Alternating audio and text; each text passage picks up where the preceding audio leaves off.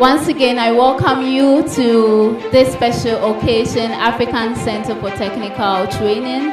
And this is going to be an exciting moment as we launch a new training program and also graduate our first class of trainees in plumbing systems design.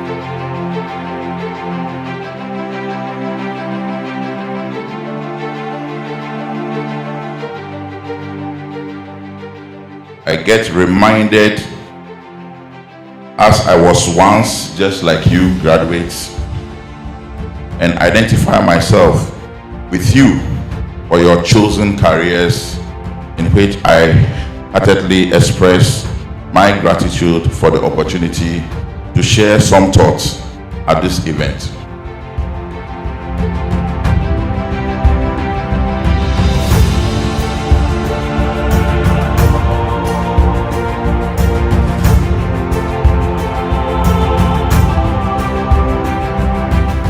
Our curriculum was robust, starting with foundation courses in business ethics, marketing, financial management, quality management, customer service, and occupational health and safety.